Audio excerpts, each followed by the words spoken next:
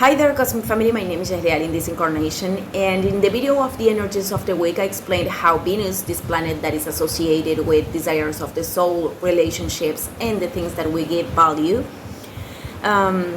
was going to do, and it's already doing it, a conjunction with the South Node in Libra, an opposition with the North Node in Aries, which are the mathematical points that are active in eclipse seasons, and also is creating this square with Pluto in Capricorn. So these are the last squares in cardinal signs with Pluto, because when it finally moves to Aquarius, we are going to have squares, but in fixed signs. So I wanted to talk about this theme specifically because Venus is in Libra, and Libra is an energy that represents the morals, what is fair for our society and the values that we sustain. And well, we know that morals are something that have changed along history. A very simple example of this could be that not so long ago, for women, it was encouraged to not be married at a certain age, or for men express their vulnerability because this wasn't masculine. And from my perspective, it's the contrary. So many of these morals were created by the powers of our society, and many of them had basis on total hypocrisy. And this is more linked with Pluto and Capricorn. An example of this could be the celibacy in the church, because behind that imposition, a lot of distortions and perversions were happening. So many of these supposed values were very convenient for manipulation of masses and to push us away from hearing our true inner voice. So beyond that, many souls we incarnated in here to experiment extremes in order to find our own path to neutrality. What we call fruits of good and evil are actually the product of operating in alignment with the higher dimensions of our soul or not. So to learn to hear ourselves is an infinite path of learning, and many of our most egoistical behaviors come from this feeling of stay separated from the found God, universe, or whatever name you want to put it. But this is an illusion, because we cannot be separated from anything, because this energy is part of everything that is created.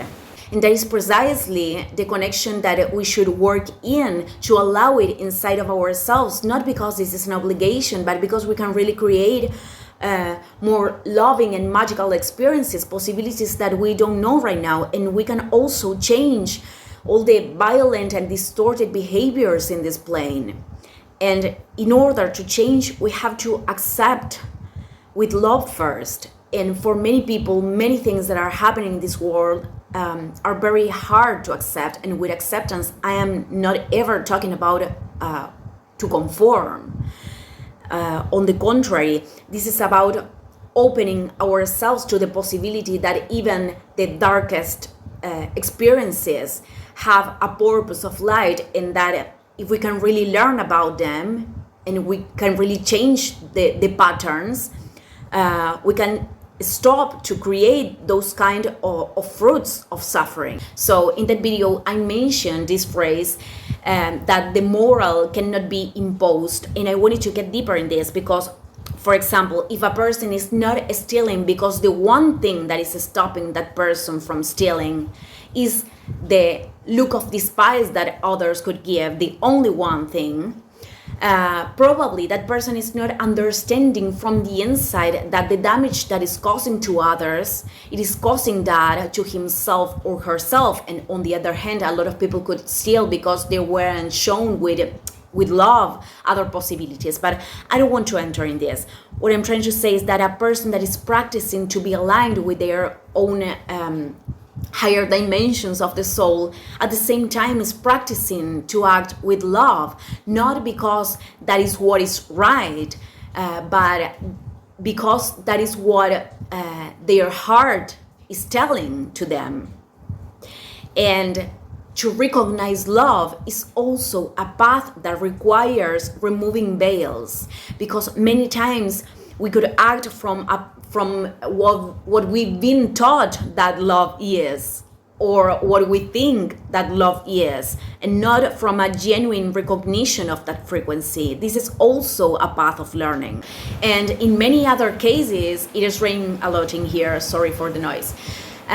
Many people could act in alignment with their souls, but out of the social values. I'm going to share another example in here, because this is the story of a woman that felt she had to leave her child in order to look up for other possibilities. And apparently many people judged this person, but she decided to follow the call of her soul, and finally she achieved what her soul was indicating to her, and she could return to her child in other state. So many times we don't know what is exactly what the other people is experiencing, or what their souls are indicating to them. And I think that the more immersed we are in our own process, the less we are willing to judge others, because we are understanding that what we have to transform requires enough energy.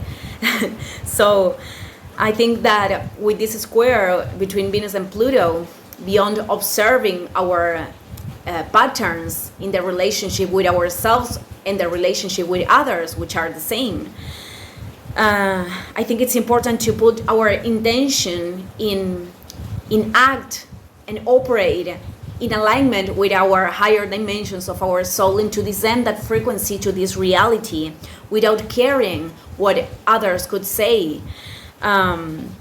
Because when we are moving ourselves in favor with established things but against our heart, well, that is a moment where we are not respecting the values of our soul. And on the other hand, I think it's important also to forgive ourselves for all of those times that we weren't able to hear the call of our heart, and to understand that those were lessons, and right here, right now, we have another opportunity.